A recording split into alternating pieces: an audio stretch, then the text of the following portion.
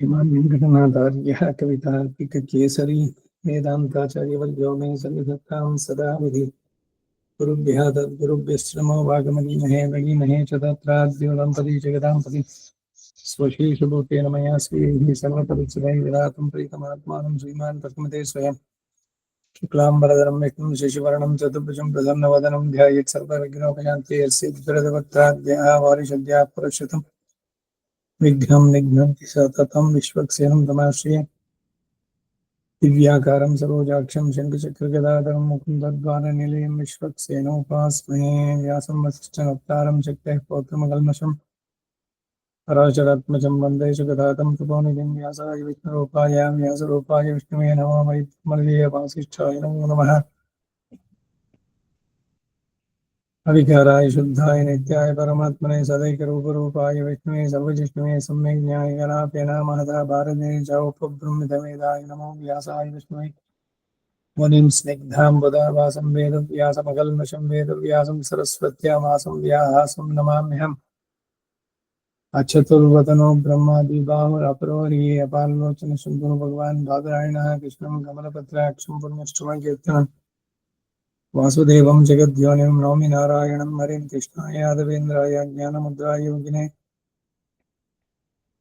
नाथाय रुक्मिणीशाय नमो वेदान्तवेदिने सारथ्यमर्जुनस्य जौ कुर्वन् गीतामृतं ददौ लोकत्रयोपकाराय तस्मै कृष्णात्मने नमः प्रभोपनिषदो गावो दुग्धा गोपालनन्दना पात्रो वत्ससुधीर्भोक्ता दुग्धं गीतामृतं मादय मलनिर्मोचनं पुंसां जनस्नानं दिनिर्वेङ्गसद्गीतां वसिस्नानं संसारमनमोचनं गीतासु गीता कर्तव्या किमन्ये शास्त्रविस्तरैः यास्मयं पद्मनाभस्य मुखपद्माद्विश्रुताः सर्वशास्त्रमयी गीता सर्वदेवमयी सर्वतीर्थमयी गंगा सर्वधर्ममयो मनः यस्मिन् प्रसादसुमके कवयोऽपि ते शास्त्राण्यशास्त्रयेन् महिमाश्रयाणि कृष्णेन तेन यदि स्वयमेव गीतं शास्त्रस्य तस्य सदृशं किमिहास्ति शास्त्रं भीष्मद्रोणतदा जयद्रथजला गान्धार नीलोत्पला शल्यग्राहवती कृष्णेन वहिनी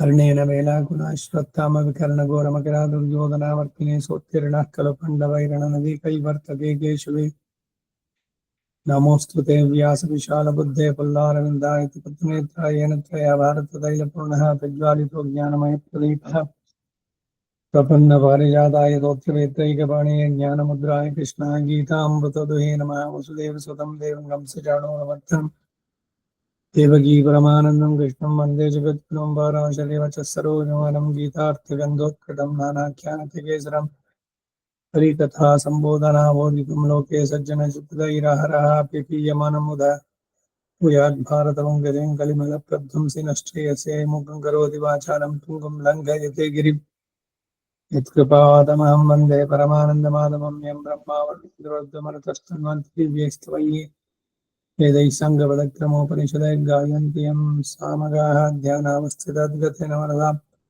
पश्यन्ति यं योगिनो यस्यान्तं न विदुःसुरासुरगणा देवाय तस्मै नमः वार्ताय प्रतिबोधितां भगवता नारायणेन स्वयं व्यासेन ग्रथितां पुराणमुनिना मध्ये महाभारतं मद्वैतामृतवर्षिणीं भगवतीमष्टादशाध्यायिनीम् अम्ब त्वाम् अनुसन्ददामि भगवद्गीते भवद्वेषिणीम् अष्टमैषी समेता श्रीकृष्णाय परब्रह्मणे नमः। अथ श्रीमद्भगवद्गीतासूपनिषत्सु ब्रह्मविद्यायां योगशास्त्रे श्रीकृष्णार्जुनसंवादे विभूतियोगो नाम दशमोऽध्याये एकविंशति श्लोकः 21 श्लोक आदित्यानामहं विष्णुः ज्योतिषां रविरंशुमान् मरीचिर्मरुतामस्मि नक्षत्राणाम् अहं शशि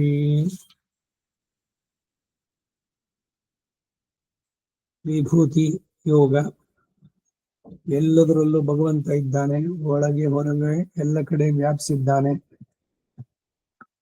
ವಿಭು ಅಂದ್ರೆ ವ್ಯಾಪನೆ, ಅದರಲ್ಲಿ ಬರುವಂತಹದ್ದು. ಎಲ್ಲದರಲ್ಲೂ ಇದ್ದಾನೆ ಅನ್ನೋದನ್ನ ಹೇಳ್ತಾ ಬರ್ತಾನೆ. ಕಶ್ಯಪ ಅದಿತಿಯಲ್ಲಿ ಹುಟ್ಟಿದ ಮಕ್ಕಳಾದ ದ್ವಾದಶ ಆದಿತ್ಯರು, ಅದಿತಿಯ ಮಕ್ಕಳು ಆದಿತ್ಯರು. ಅವರಲ್ಲಿ ನಾನು ವಿಷ್ಣು, ಮುಖ್ಯನಾದ ವಿಷ್ಣು ನಾಮಕ ಆದಿತ್ಯ.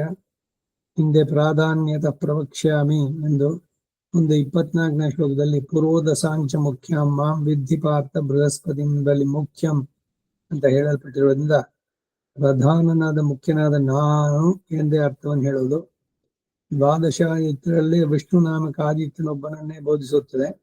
ಅಹಂ ವಿಷ್ಣು ಅಂತ ಹೇಳಿರೋದ್ರಿಂದ ಆ ವಿಷ್ಣು ಶರೀರಕನಾಗಿ ಆತನಿಗೆ ಆತ್ಮವಾಗಿ ಇರುವವನು ನಾನೇ ಎಂಬ ಭಾವ. ಹಾಗೆ ಮುಂದೆ ಹೇಳುವ ಸಾಮಾನಾಧಿಕರಣ್ಯಗಳಲ್ಲೆಲ್ಲ ಇಂದು ಅರ್ಥ ಮಾಡ್ತಕ್ಕದ್ದು ಜ್ಯೋತಿಷಾಂ, ಎಲ್ಲೆಲ್ಲಿ ಜ್ಯೋತಿಷ್ಸುಗಳು ಕಾಣುತ್ತೋ ಅವುಗಳಲ್ಲಿ ಅಹಂ ನಾನ್ ಅಂಶುಮಾನ್. ಮಹತ್ತಾಗಿ ಪ್ರಕಾಶವುಳ್ಳ ಮುಖ್ಯನಾದ ರವಿ ಸೂರ್ಯನೇ ಅಂದರೆ ಸೂರ್ಯನಿಗೆ ಅಂತರಾತ್ಮನಾಗಿರೋ ನಾನೇ. ಇದನ್ನೇ ನಾವು ಸಂಧ್ಯಾ ವಂದನೆಯಲ್ಲಿ ಧ್ಯೇಯ ಸದಾ ಸವಿತೃಮಂಡಲ ಮಧ್ಯವರ್ತಿ, ಸವಿತೃಮಂಡಲ ಮಧ್ಯವರ್ತಿಯಾಗಿರುವನು ನಾರಾಯಣ ಅಂತ ಹೇಳುವಂತ.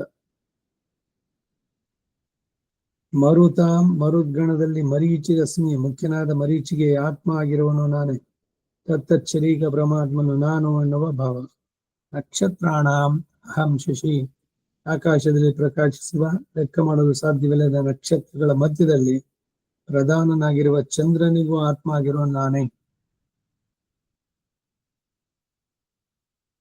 ನಮ್ಮ ಅಧ್ಯಾತ್ಮದ ಇದರಲ್ಲಿ ಹೇಳ್ಬೇಕಾದ್ರೆ ಚಂದ್ರ ಒಂದು ಗ್ರಹ ಅಲ್ಲ, ಉಪಗ್ರಹ ಅಲ್ಲ, ನಕ್ಷತ್ರಗಳಿಗೆ ಅವನು ಅಧಿಪತಿ ಚಂದ್ರ. ಅವನು ನಾನೇ ಅಂತ ಹೇಳ್ತಾರೆ ರಾಮಾನುಜರ ಮಾತು. ದ್ವಾದಶ ಸಂಖ್ಯಾತಾನಾಂ ಆದಿತ್ಯಾನಾಂ ದ್ವಾದಶೋ ಯ ಉತ್ಕೃಷ್ಟೋ ವಿಷ್ಣುರ್ನಾಮ ಆದಿತ್ಯಃ ಸೋಹಂ ಸಹ ಅಹಂ. ಜ್ಯೋತಿಷಾಂ ಜಗತಿ ಪ್ರಕಾಶಕಾನಾಂ ಯೋ ಅಂಶುಮಾನ್ ರವಿಃ ಆದಿತ್ಯಗಣಃ ಸೋಹಂ. ಮರುತಾಮುತ್ಕೃಷ್ಟೋ ಮರೀಚಿರ್ಯಃ ಸೋಹಮಸ್ಮಿ. ನಕ್ಷತ್ರಾಣಾಮಹಂ ಶಶಿ ಜ್ಞೇಯಂ ನಿರ್ಧಾರಣೆ ಷಷ್ಠಿ ಭೂತಾನಾಮಸ್ಮಿ ಚೇತನ ಇತಿವತ್. ನಕ್ಷತ್ರಾಣಾಂ ಪತಿಃ ಯಶ್ಚಂದ್ರಃ ಸಹ ಅಹಂ ಅಸ್ಮಿ.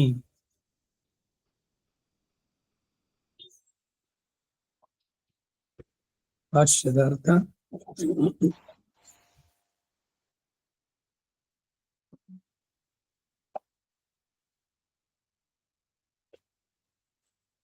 ಧ್ಯೇಯ ವಸ್ತುವಾದ ಲಕ್ಷ್ಮೀನಾರಾಯಣನು ಉಭಯ ವಿಭೂತಿ ವಿಶಿಷ್ಟನಾಗಿ ಹೀಗೆ ಪರಿಪೂರ್ಣ ಪರಬ್ರಹ್ಮವೇ ಉಪಾಸ್ಯ ಎಂದು ತೋರಿಸುವುದಕ್ಕಾಗಿ ತಾನೇ ಸರ್ವಕ್ಕೂ ಆತ್ಮವಾದ್ದರಿಂದ ಆಯಾ ವಿಭೂತಿ ವರ್ಗಗಳಲ್ಲಿ ಪ್ರಧಾನವಾದದಕ್ಕೂ ಸಹ ನಿಯಾಮಕನಾದ್ದರಿಂದ ಸಾಮಾನಾಧಿಕಾರಣ್ಯದಿಂದ ತತ್ತತ್ ಶಬ್ದವಾಚ್ಯನು ಸೂರ್ಯ ಅಂತರ್ಯಾಮಿನೇ.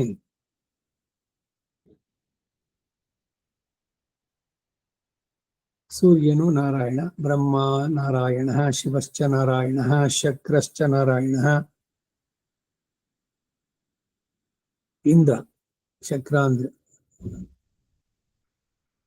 ಹೀಗೆಲ್ಲ ಹೇಳಿದಾಗ ಅವನೇ ನಾರಾಯಣ ನಾರಾಯಣ ಅಂದ್ರೆ ಅವರಿಗೆ ಅಂತರ್ಯಾಮಿಯಾಗಿರೋನು ನಾರಾಯಣನೇ ಅನ್ನೋದು ಆ ಮಾತನ್ನ ಹೇಳ್ತಾ ಇದ್ದ. ತತ್ತತ್ ಶಬ್ದವಾಚನಾದ ತಾನು ಅಂತ. ದ್ವಾದಶ ಸಂಖ್ಯಾತಾನ 12 ಸಂಖ್ಯೆಯಿಂದ ಎಣಿಸಲ್ಪಟ್ಟ ಆದಿತ್ಯಾನ ಆದಿತ್ಯರಲ್ಲಿ ದ್ವಾದಶೋ ಯಹ ಉತ್ಕೃಷ್ಟ 12ನೆಯ ಹೆಸರು ಆದಿತ್ಯರಲ್ಲಿ ಯಾವನು ಉತ್ಕೃಷ್ಟನಾಗಿ ವಿಷ್ಣುರ್ನಾಮ ಆದಿತ್ಯ ವಿಷ್ಣು ಶಬ್ದದಿಂದ ನಿರ್ಜಯಿಸಲ್ಪಟ್ಟ ಆದಿತ್ಯನು ಸೋಹಂ ಅವನು ನಾನು. ಇಲ್ಲಿ ಷಷ್ಠಿಯ ನಿರ್ಧಾರಣ ಷಷ್ಠಿ ಆದ್ದರಿಂದ ಅವರುಗಳಲ್ಲಿ ಉತ್ಕೃಷ್ಟ ಎಂಬ ಭಾಷೆಯನ್ನು ಬರೆದಿದ್ದಾರೆ. ಕೆಲವರು ವ್ಯಾಪ್ತಿಯಿಂದ ವಿಷ್ಣು ಎಂದು ಸಾಕ್ಷಾತ್ತಾಗಿ ಪರಮಾತ್ಮನೇ ಬೋಧಿಸುತ್ತೆ ಎಂದು ಅರ್ಥ ಮಾಡ್ತಾರೆ. ಇದು ಸರಿಯಲ್ಲ.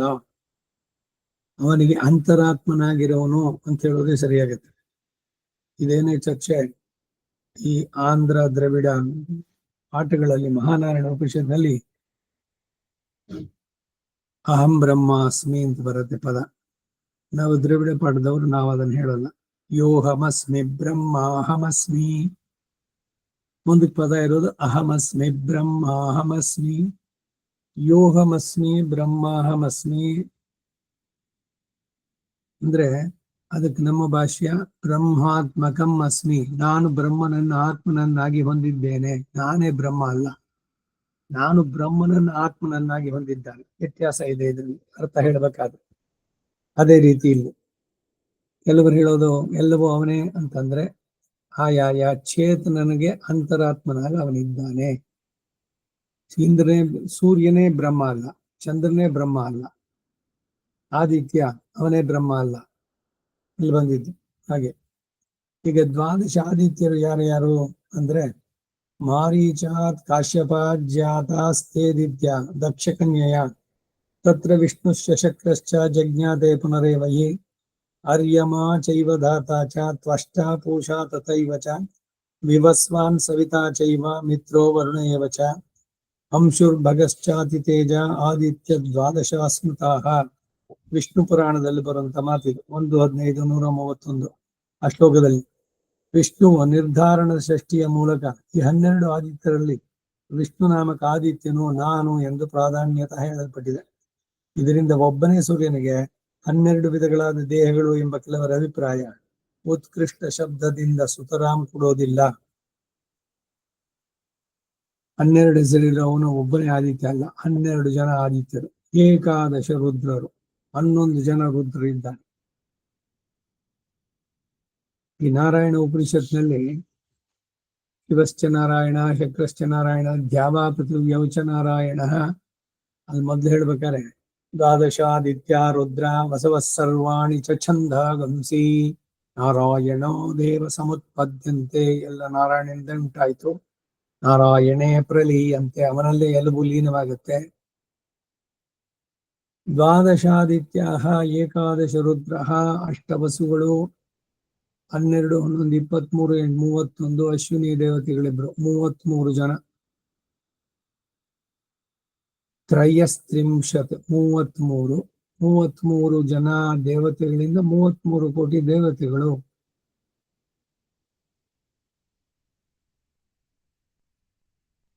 ಅಂತ ಹಾಗೆ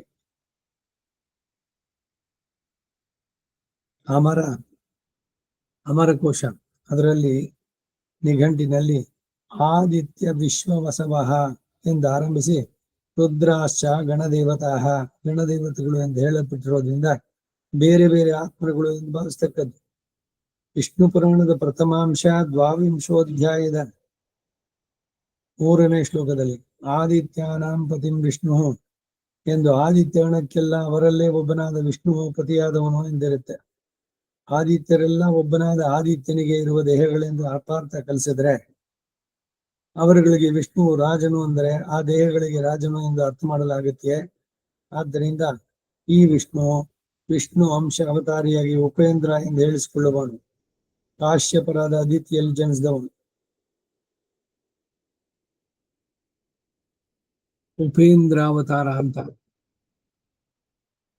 ಕೃಷ್ಣನ ಅವತಾರದ ಬಗ್ಗೆ ಹೇಳಬೇಕಾದ್ರೆ ಅವನೇ ಹೇಳಿದ್ದು ದೇವಕಿಗೆ. ಭಾಗವತದ 10ಮ ಸ್ಕಂದ 3ನೇ ಅಧ್ಯಾಯ ಕೃಷ್ಣನ ಅವತಾರವನ್ನು ಹೇಳಿ ಅವನನ್ನ ವಸುದೇವ ಈಕ್ಷತ ಅವ್ನು ನೋಡೋದ ಅಂತ. ಆಮೇಲೆ ಅವನೇ ಹೇಳ್ತಾನೆ, ನೀವಿಬ್ರು ಆರಂಭದಲ್ಲಿ ಸ್ವಯಂಭೂ ಮನ್ವಂತರದಲ್ಲಿ ಸುತಪ ಅಂತ ಒಬ್ಬ ಪ್ರಜಾಪತಿಯಾಗಿದ್ದೆ, ಅವನಿಗೆ ಪತ್ನಿಯಾಗಿದ್ದವಳು ಕೃಷ್ಣಿ ಅಂತ ಅವಳು, ಕೃಷ್ಣಿ ಸುತಪ ಅಂತ ಅವರಿಬ್ರು 10,000 ವರ್ಷ ತಪಸ್ಸು ಮಾಡಿದ್ರು. ಭಗವಂತ ಏನ್ ಬೇಕು ಅಂತ ಕೇಳಿದ್ರೆ ನಿನ್ನಂತ ಮಗ ಬೇಕು ಬೇಕು ಬೇಕು ಅಂತ 3 ಸಲ ಹೇಳಿದ್ರು. ಅದಕ್ಕೆ ಭಗವಂತ ಹೇಳ್ದ, ನನ್ನಂತ ಮಗನ್ ಎಲ್ ತರೋದು, ನಾನೇ ನಿಮ್ ಮಗನಾಗ್ಬಿಡ್ತೀನಿ ಅಂತ ಹೇಳಿ ಆ ಮೊದಲನೇ ಅವತಾರ ಪೃಷ್ಟಿ ಗರ್ಭ ಅಂತ ಮೊದಲು. ಎರಡನೇದು ಈ ಪೃಷ್ಟಿ ಸ್ವಯಂಭೂನೇ ಕಶ್ಯಪ ಅದಿತಿಯರಾಗಿ ಜನಿಸಿದ್ದಾರೆ. ಆಗಿನ ಈ ಕಲ್ಪದ ಇದ್ರಿಗೆ ಬರ್ಬೇಕಾದ್ರೆ ಒಂದೊಂದು ಯುಗಗಳಿದ್ರೆ ಅದು ಪ್ರತಿಯುಗದ ಆರಂಭದಲ್ಲಿ ಬಂದಿದ್ದು. ಅಲ್ಲಿ ಸ್ವಯಂಭು ಕೃಷ್ಣಿನೇನೆ ಈಗ ಕಶ್ಯಪ ಅದಿತಿಯರಾಗಿ ಜನಿಸಿದ್ದಾರೆ. ಅವರಿಗೆ ಇಂದ್ರನ ತಮ್ಮನಾಗಿ, ಇವರಿಬ್ಬರ ಮಗನೇ ಇಂದ್ರ, ಎಲ್ಲ ದೇವತೆಗಳೆಲ್ಲ ಅದಿತಿಯ ಪುತ್ರರು. ದ್ವಿತೀಯ ಮಕ್ಕಳು ದೈತ್ಯರು. ಇಂದ್ರನಿಗೆ ತಮ್ಮನಾಗಿ ಉಪೇಂದ್ರನಾಗಿ ಜನಿಸಿದ. ಇದನ್ನೇನೆ ವಿಷ್ಣು ಅಂತ ಹೇಳಬೇಕಾದ್ರೆ ಅನ್ನೋದನ್ನ ನೀವು ಹೇಳ್ತಾ ಇದೆ.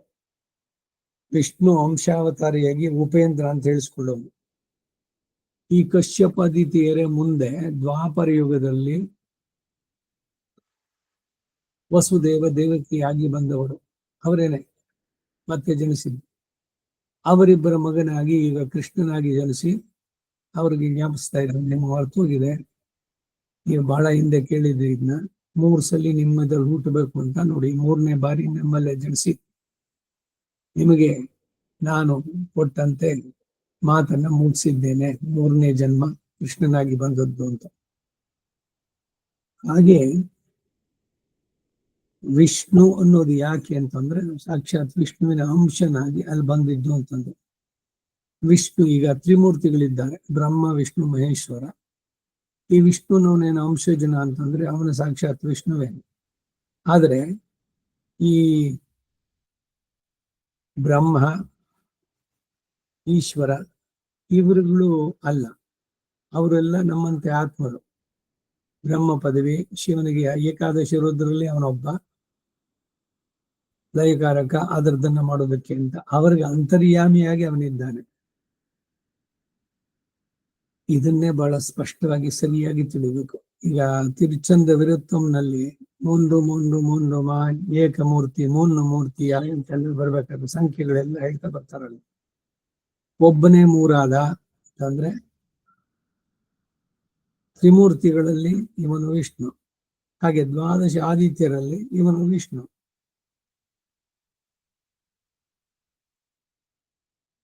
ಸೂರ್ಯನಿಗೆ ದ್ವಾದಶಾತ್ಮ ಎಂಬ ಹೆಸರಿರೋದ್ರಿಂದ ಒಬ್ಬನೇ 12 ಶರೀರಗಳವನು ಎಂದು ಅರ್ಥ ತೋರಿ ಬರುತ್ತಲ್ಲ. ಅಂದ್ರೆ ಸೂರ್ಯನಿಗೆ ಸಂಕ್ರಮಣ ಕಾಲಗಳೆಲ್ಲ 12 ವಿಧ ಶರೀರಗಳು ಉಂಟು ಅಂತ ಹೇಳುತ್ತೆ. ಈ ದ್ವಾದಶ ಆದಿತ್ಯ ಶಬ್ದಕ್ಕೂ ಏನು ಸಂಬಂಧ ಇಲ್ಲ. ಅಲ್ಲಿಯೂ ದ್ವಾದಶ, ಇಲ್ಲಿಯೂ ದ್ವಾದಶ. ಶಬ್ದಗಳಿಗಿರುವುದರಿಂದ ಅನೇಕರಿಗೆ ಭ್ರಮೆಗೆ ಕಾರಣವಾಗುತ್ತೆ. ಇಂತಹ ಭ್ರಮದಿಂದಲೇ ದ್ವಾದಶಾತ್ಮನ್ ನಮೋಸ್ತುತೆ ಎಂಬ ಆದಿತ್ಯ ಹೃದಯ ವಾಕ್ಯದಲ್ಲಿ ದ್ವಾದಶಾದಿತ್ಯ ಪರವಾಗಿ ಕೆಲವರು ಅರ್ಥ ಮಾಡ್ತಾರೆ. ಅಂದರೆ ರವಿರಂಶುಮಾನ್ ಅಂತ ಇರೋದ್ರಿಂದ ಇಲ್ಲಿ ಪುನರುಕ್ತಿ ಆಗತ್ತೆ. ಜ್ಯೋತಿಷಾಂ ಅಂದರೆ ಜಗತಿ ಪ್ರಕಾಶಗಾನ, ಸೃಷ್ಟಿಸಲ್ಪಟ್ಟ ಜಗತ್ತಿನಲ್ಲಿ ಪ್ರಕಾಶವುಳ್ಳವುಗಳಲ್ಲೆಲ್ಲ ಯೋ ಅಂಶುಮಾನ್ ರವಿಹಿ, ಯಾವ ಬಹು ಪ್ರಕಾಶವುಳ್ಳವನಾದ ರವಿಹಿ ಎಂದರೆ ಆದಿತ್ಯ ಗಣ, ಸೂರ್ಯನು ಮತ್ತು ಅವನಿಗೆ ಸೇರಿದ ಗಣವೋ ಸೋಹಂ, ಅದು ಅಂದರೆ ತತ್ಶರೀರಕ ಪರಮಾತ್ಮನು ನಾನೇ. ತಾನೂ ಕೂಡ ಪರಂಜ್ಯೋತಿಷಾಗಿ ಕೋಟಿ ಸೂರ್ಯ ಪ್ರಕಾಶನಾದ್ದರಿಂದ ಅಂತವನನ್ನು ವ್ಯಾವರ್ತಿಸಿ ಅರ್ಥ ಮಾಡಬೇಕಾಗಿರುವುದರಿಂದ ತನ್ನಿಂದ ಸೃಷ್ಟಿಸಲ್ಪಟ್ಟ ಜಗತ್ತಿನಲ್ಲಿರುವ ಎಲ್ಲ ಪ್ರಕಾಶವುಳ್ಳವುಗಳು ಅಂದರೆ ಜಗತಿ ಎಂದು ಪ್ರಯೋಗಿಸಿದ್ದಾರೆ. ಜಗತ್ತಿನಲ್ಲಿ ಸೂರ್ಯನಿಗಿಂತ ಮಹತ್ತಾದ ಜ್ಯೋತಿಷುಳ್ಳವನಿಲ್ಲವಾದ್ದರಿಂದ ರವಿಹಿ ಅಂಶುಮಾನ್ ಅಂತ ಹೇಳಿದ. ಇಲ್ಲಿ ಮತು ಪ್ರತ್ಯಯದಿಂದ ನಿರ್ಧಾರಣೆಗೆ ಉಪಯುಕ್ತವಾದ ಅತಿಶಯದ ಪ್ರಕಾಶ ಯೋಗ ಹೇಳಲ್ಪಟ್ಟಿದ್ದು. ಹಿಂದೆ ಉತ್ಕೃಷ್ಟ ಎಂದು ಭಾಷ್ಯ ಬರೆದಿರೋದ್ರಿಂದ ಪ್ರಾಧಾನ್ಯತೆಯಿಂದಲೇ ಮುಂದೆ ಹೇಳಲ್ಪಡುವುದರಿಂದ ಅಲ್ಲೆಲ್ಲ ಈ ಉತ್ಕೃಷ್ಟ ಭಾವವನ್ನೇ ಅನ್ವಯಿಸಿಕೊಳ್ಳಬೇಕು ಎಂದು ಸೂಚಿಸಿದಂತಾಯಿತು. ಇದನ್ನು ಜ್ಞಾಪಿಸುವುದಕ್ಕಾಗಿಯೇ ಮೂಲದಲ್ಲೇ ಪೂರ್ವೋ ದಸಾಂಚ ಮುಖ್ಯಮ್ಮ ಅಂತ ಉದಾಹರಿಸಿದ್ದಾರೆ. ಹಾಗೆ ಮರುತಾಂ 49 ವಾಯುಗಳಲ್ಲಿ ಉತ್ಕೃಷ್ಟೋ ಮರೀಚಿರ್ಯ ಉತ್ಕೃಷ್ಟನಾದ ಮರೀಚಿ ನಾಮಕನಾದ ವಾಯು ಯಾನೋ ಸೋಹಮಸ್ಮಿ, ಆ ಮರೀಚಿ ನಾನೇ ಆಗಿದ್ದೇನೆ. ಮೊದಲು 7 ಋತುಗಳು, ಅವುಗಳಲ್ಲಿ ಒಂದೊಂದನ್ನು 7 ಮಾರುದ ಅಳಬೇಡ ಎಂದು ಕತ್ತಸದಿಂದ 49 ವಾಯುಗಳಾಗಿ ಮಾರುದ ಎಂಬುದರಿಂದ ಮರುತ್ ಎಂಬ ವ್ಯವಹಾರ ಉಂಟಾಯಿತು. ನಕ್ಷತ್ರಾಣಂ ಅಹಂ ಶಶಿ, ನಕ್ಷತ್ರಗಳ ಮಧ್ಯದಲ್ಲಿ ಅಹಂ ಶಶಿ, ಆ ನಕ್ಷತ್ರಗಳಿಗೆ ಪತಿಯಾದ ಚಂದ್ರನು ಯಾರು, ಅವನು ನಕ್ಷತ್ರಾಣಂ ಅಹಂ ಶಶಿ, ಅವನು ನಾನು. ನಕ್ಷತ್ರಾಣಂ ಎಂಬ ಷಷ್ಟಿಗೂ ಹಿಂದಿನ ಆದಿತ್ಯಾನಾಂ ಎಂಬ ಷಷ್ಟಿಗೂ ವ್ಯತ್ಯಾಸ ಇರೋದ್ರಿಂದ ನೇಯಂ ನಿರ್ಧಾರಣೆ ಷಷ್ಟಿ, ಈ ಷಷ್ಟಿಯು ನಿರ್ಧಾರಣಾರ್ಥದಲ್ಲಿ ಹೇಳಲ್ಪಡಲಿಲ್ಲ ಎಂದು ವ್ಯಾಖ್ಯಾನ ಮಾಡ್ತಾರೆ. ಹಿಂದೆ ಆದಿತ್ಯಾನಾಂ ಅಹಂ ವಿಷ್ಣು ಎಂಬಲ್ಲಿ ವಿಷ್ಣು ನಾಮಕನು ಆದಿತ್ಯರಲ್ಲಿ ಒಬ್ಬ, ಹಾಗೆ ಇನ್ನು 2 ಸಂದರ್ಭಗಳಲ್ಲೂ ಹೇಳಲ್ಪಟ್ಟಿದೆ. ಇಲ್ಲಾದರೂ ಚಂದ್ರನು ನಕ್ಷತ್ರಗಳಲ್ಲಿ ಸೇರಲಿಲ್ಲ, ಆದರೆ ತಾರಾಧಿಪ ತಾರೆಗಳ ಮಧ್ಯದಲ್ಲಿ ಅವುಗಳಿಗೆ ಪತಿ. ಹಾಗೆ ನಿರ್ಧಾರಣ ಷಷ್ಠಿ ಅಲ್ಲದಿದ್ರೆ ಇದು ಎಂಥ ಷಷ್ಠಿ ಎಂದರೆ ಸಂಬಂಧ ಸಾಮಾನ್ಯ ಷಷ್ಠಿ ಅಂತ ತಿಳಿಸೋದಕ್ಕಾಗಿ ಒಂದು ದೃಷ್ಟಾಂತವನ್ನು ಕೊಡ್ತಾರೆ. ಮುಂದಿನ ಶ್ಲೋಕದಲ್ಲೇನೆ ಭೂತಾನಾಮಸ್ಮಿ ಚೇತನ ಎಂಬಲ್ಲೇ ಆಗಿರುತ್ತೆ. ಪ್ರಾಣಿ ವರ್ಗದಲ್ಲೆಲ್ಲ ಯಾವ ಚೈತನ್ಯ ಉಂಟು ಅದು ನಾನೇ, ಇತಿವತಿ ಎಂಬ ಉಪಯೋಗದ ಹಾಗೆ. ನಕ್ಷತ್ರಾಣಂ ಪತಿ, ನಕ್ಷತ್ರಗಳಿಗೆ ಸ್ವಾಮಿಯಾದವನು. ಯಶ್ಚಂದ್ರ, ಯಾವ ಪ್ರಧಾನನಾದ ಚಂದ್ರನು, ಸೋಹಮಸ್ಮಿ, ಅವನು ನಾನೇ. ನಕ್ಷತ್ರಾಣಾಂ ಅಹಂ ಶಶಿ ಎಂಬಲ್ಲಿ ನಕ್ಷತ್ರಗಳು ಸುಕೃತಿಗಳಿಗೆ ಭೋಗಸ್ಥಾನಗಳೆಂದು, ಚಂದ್ರಮಂಡಲವು ಸ್ವರ್ಗಗಳಿಗೆ ಭೋಗಸ್ಥಾನ ಎಂದು ಶ್ರುತಿಯಲ್ಲಿ ಹೇಳಲ್ಪಟ್ಟಿರೋದ್ರಿಂದ ನಿರ್ಧಾರಣ ಷಷ್ಠಿ ಅಂತ ಹೇಳ್ಬೋದಲ್ಲ. ಮಿಕ್ಕ ಕಡೆಗಳಲ್ಲೆಲ್ಲ ನಿರ್ಧಾರಣ ಷಷ್ಠಿ ಹೇಳಲ್ಪಟ್ಟಿರುವಾಗ ಇದೊಂದರಲ್ಲಿ ಮಾತ್ರ ಸಂಬಂಧ ಸಾಮಾನ್ಯ ಷಷ್ಠಿ ಅಂತ ಯಾಕೆ ಅರ್ಥ ಮಾಡಬೇಕು ಅಂತ ಆಕ್ಷೇಪಣೆ ತಂದ್ರೆ, ನಕ್ಷತ್ರ ಶಬ್ದದಿಂದ ರಾತ್ರಿಯಲ್ಲಿ ಪ್ರಕಾಶಿಸುವಂತಹ ಬಳಲ್ಪಟ್ಟಿತು ಎಂದು ಕ್ಷತ್ರಿ ನ್ಯಾಯದಿಂದ ಗ್ರಹಿಸ್ತಕ್ಕದ್ದು. ಅದು ಅಲ್ಲದೆ ಸರ್ಗಾಣ ಮಾದಿನಂತಶ್ಚ ಮಧ್ಯಂ ಚೈವಾಹಮರ್ಜುನ ವಾದ ಪ್ರವದತಾಮಹಂ ಅಹಮೇವ ಕ್ಷಯ ಕಾಲ ಉದ್ಭವಶ್ಚ ಭವಿಷ್ಯತಾಂ ದ್ಯೂತಂ ಛಲಯತಾಮಸ್ಮಿ ತೇಜಸ್ವಿನಾಹಂ ಜಯೋಸ್ಮಿ ಎಂಬಲ್ಲಿ ಕೂಡ ನಿರ್ಧಾರ ಷಷ್ಠಿ ಕೂಡೋದಿಲ್ಲ. ಆದ್ದರಿಂದ ಚಂದ್ರನಿಗೆ ನಕ್ಷತ್ರ ಜಾತೀಯತ್ವ ಇಲ್ಲದ್ದರಿಂದ ಸಂಬಂಧ ಸಾಮಾನ್ಯ ಷಷ್ಠ್ಯರ್ಥವನ್ನು ಹೇಳುವುದೇ ಉಚಿತ. ಮುಂದಿನ ಶ್ಲೋಕೋಣ. ವೇದಾನಾಂ ಸಾಮವೇದೋಸ್ಮಿ ದೇವಾನಾಮಸ್ಮಿ ವಾಸವಃ ಇಂದ್ರಿಯಾಣಾಂ ಮನಶ್ಚಾಸ್ಮಿ ಭೂತಾನಾಮಸ್ಮಿ ಚೇತನಾಂ. ವೇದಾನ ಚತುರ್ವೇದಗಳಲ್ಲಿ ಸಾಮವೇದೋಸ್ಮಿ ಜ್ಞಾನ ರೂಪವಾಗಿ ಉತ್ಕೃಷ್ಟವಾಗಿ ಪರಬ್ರಹ್ಮ ಸ್ವರೂಪವನ್ನು ತಿಳಿಸುವ ಸಾಮವೇದವು ನಾನೇ. ದೇವಾನ ದೇವತೆಗಳಲ್ಲಿ ವಾಸವ ಅವರುಗಳಿಗೆ ಪತಿಯಾಗಿರುವ ಮಹದ ಐಶ್ವರ್ಯಯುಕ್ತನಾದ ಇಂದ್ರನು ನಾನೇ. ತತ್ಶರೀರಕ ಪರಮಾತ್ಮನು ನಾನೇ. ಇಂದ್ರನು ಪ್ರತರ್ಧನ ವಿಧಿಯಲ್ಲಿ ತಾನೇ ಪರಮಾತ್ಮ ಅಂತ ಹೇಳ್ಕೊಂಡಿದ್ದಾನೆ. ಇಂದ್ರಿಯಾಣ ಏಕಾದಶ ಇಂದ್ರಿಯಗಳಲ್ಲಿ ನಿಯಾಮಕನಾಗಿರುತ್ತ ಅವುಗಳೆಲ್ಲ ಉತ್ಕೃಷ್ಟ ಇಂದ್ರಿಯವಾದ ಮನಶ್ಚಾಸ್ಮಿ, ಆ ಇಂದ್ರಿಯಗಳಿಗೆಲ್ಲ ನಾನು ಮನಸ್ಸಾಗಿರ್ತೇನೆ. ಭೂತಾನ ಭೂತಗಳಲ್ಲಿರುವ ಚೇತನಾಸ್ಮಿ, ಆ ಭೂತಗಳಲ್ಲಿರುವ ಚೇತನವು ನಾನೇ ಆಗಿದ್ದೇನೆ. ಚೇತನ ಅಂದ್ರೆ ಜ್ಞಾನವನ್ನು ಉಂಟು ಮಾಡುವುದು ಎಂಬ ಅರ್ಥ. ಇವುಗಳಿಗೆಲ್ಲ ಅಂತರಾತ್ಮವಾಗಿ ಪ್ರಾಶಸ್ತ್ಯ ದಾಯನೂ ನಾನೇ ಎಂಬ ತಾತ್ಪರ್ಯ. ಈಗ ಈ 22ನೇ ಶ್ಲೋಕಕ್ಕೆ ರಾಮಾನುಜರ ಮಾತು ಭಾಷ್ಯ. ಸೋಹಂ ದೇವಾನಾಂ ಇಂದ್ರೋಹಮಸ್ಮಿ ಏಕಾದಶಾನಾಂ ಇಂದ್ರಿಯಾಣಾಂ ಯದುತ್ಕೃಷ್ಟಂ ಮನ ಇಂದ್ರಿಯಂ ತದಹಮಸ್ಮಿ ಇಯಮಪಿ ನ ನಿರ್ಧಾರಣೆ ಭೂತಾನಾಂ ಚೇತನಮತಾಂ ಯಾ ಚೇತನ ಸಾಹಮಸ್ಮಿ. ಭಾಷ್ಯದ ಅರ್ಥ. ವೇದಾನಾಂ ಅಂದರೆ ಋಗ್ಯಜುಸ್ಸಾಮ ಅಥರ್ವಣಾಂ. ಋಗ್ಯಜುಸ್ಸಾಮ ಅಥರ್ವಣ ವೇದಗಳಲ್ಲಿ ಯಾವ ಉತ್ಕೃಷ್ಟ ಸಾಮವೇದ, ಯಾವುದು ಉತ್ಕೃಷ್ಟವಾದ ಸಾಮವೇದವೋ ಸೋಹಂ ಅದು ನಾನೇ. ಸಾಮವೇದಕ್ಕೆ ಉತ್ಕೃಷ್ಟತೆ ಹೇಗೆ ಅಂದ್ರೆ ಗಾನ ರೂಪವಾಗಿ ಸಹಸ್ರ ಶಾಖೆ ಇರುವುದರಿಂದ, ಆತನನ್ನು ಹೊಂದುವ ಉಪಾಯವನ್ನು ಪ್ರತಿಪಾದಿಸುವುದರಿಂದ ಉತ್ಕೃಷ್ಟತೆ. ಆದ್ದರಿಂದಲೇ ನಮ್ಮಾಳ್ವಾರವರು ಸಾಮವೇದಾರ್ಥಗಳನ್ನೇ ತಿರುವಾಯುಮೊಳಿಯಲ್ಲಿ ಉಪದಿಸಿದ್ದಾರೆ. ಸಾಮ ಶಬ್ದಕ್ಕೆ ಗಾನ ಮಾಡಲ್ಪಡುವುದು ಎಂದೇ ಅರ್ಥ. ಸಾಮವೇದಕ್ಕೆ ಪ್ರಾಧಾನ್ಯ ವೇದದಲ್ಲೇ ಋಗ್ಯೋ ಜಾತಂ ವೈಶ್ಯಂ ವರ್ಣಮಾಹು ಯಜುರ್ವೇದಂ ಕ್ಷತ್ರಿಯಸ್ಯಾಹುರ್ಯೋನಿಂ ಸಾಮವೇದ ಬ್ರಾಹ್ಮಣ ಗಾಂ ಪ್ರಸೂತಿ ಅಂತ ಹೇಳಿದೆ. ಮತ್ತು ಸಾಮಜ್ಯಾಯಾನ್ವಾ ಅಥೋ ಮಮ ಮಹಿಮಾ ಎಂಬ ಶ್ರುತಿ ವಾಕ್ಯ ಉಂಟು. ಹೀಗೆ ಸಾಮವೇದಕ್ಕೆ ಉತ್ಕೃಷ್ಟತೆಯನ್ನು ಹೇಳಿರೋದ್ರಿಂದ ಇದೇ ಪ್ರಮಾಣ ಎಂದು ಮಿಕ್ಕವೂ ಅಷ್ಟು ಪ್ರಮಾಣವಲ್ಲ ಎಂದು ಭಾವಿಸತಕ್ಕದ್ದಲ್ಲ. ವೇದ ಎಲ್ಲವೂ ಪ್ರಮಾಣ. ಅದರಲ್ಲಿ ಇರೋದೆಲ್ಲ ಬಾಧ್ಯ ಬಾಧಕ ಭಾವಗಳೇನು ಇಲ್ಲದೆ ಸರ್ವ ಸಮಂಜಸ ಅನ್ನೋದು ನಮ್ಮ ಸಿದ್ಧಾಂತ. ಪರಸ್ಪರ ವಿರೋಧವಾಗಿ ತೋರ್ಬೋದು, ಅವುಗಳನ್ನ ವಿರೋಧವಿಲ್ಲದ ಹಾಗೆ ಅನ್ವಯಿಸುವ ಯೋಗ್ಯತೆ ಇರಬೇಕು. ಇಲ್ಲದಿದ್ರೆ ವಿವೇತಲ್ಪ ಶುತ್ವ ದ್ವೇದೋ ಮಾಮಯಂ ಪ್ರತರಿಷ್ಯತಿ ಎಂಬ ಅಲ್ಪಶ್ರುತನು ಅಪಾರ್ಥವನ್ನು ಎಲ್ಲಿ ಹೇಳ್ತಾನೋ ಎಂಬ ವೇದ ನಡುಗುತ್ತೆ ಎಂದು ತಿಳಿಸಲ್ಪಟ್ಟಿದೆ.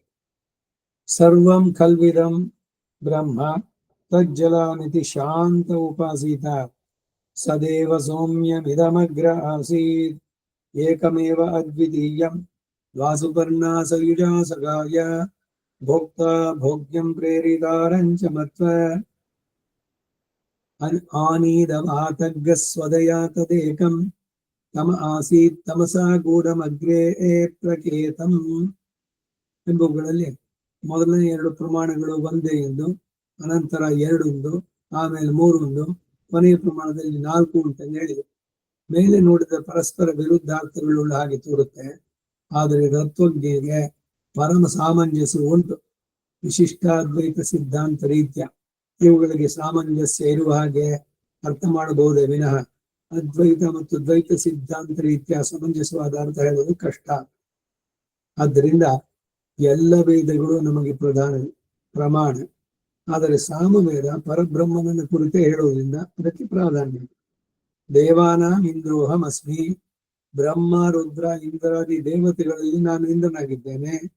ಇಂದ್ರನಿಗಿಂತ ಮೂಲಭೂತರಾದ ಬ್ರಹ್ಮ ರುದ್ರು ಮತ್ತು ಅಗ್ನಿ ಯಮ ವರುಣಾದಿಗಳು ಕೂಡ ದೇವ ಶಬ್ದದಲ್ಲಿ ಅಡಗಿರುವಾಗ ಅವರನ್ನೆಲ್ಲ ಬಿಟ್ಟು ಇಂದ್ರನನ್ನ ಪ್ರಾಮುಖ್ಯ ಅಂತ ಹೇಳಿದ್ ಹೇಗೆ ಅಂತಂದ್ರೆ, ಇಡೀ ಪರಮೈಶ್ವರ್ಯ ಎಂಬ ಧಾತುವಿನಿಂದ ಇಂದ್ರ ಶಬ್ದದ ವ್ಯುತ್ಪತ್ತಿ ರೀತ್ಯ ಸ್ವರ್ಗಭೋಗಾದಿ ಪರಮೈಶ್ವರ್ಯ ಯುಕ್ತನಾಗಿರೋದರಿಂದ ಉತ್ಕೃಷ್ಟ.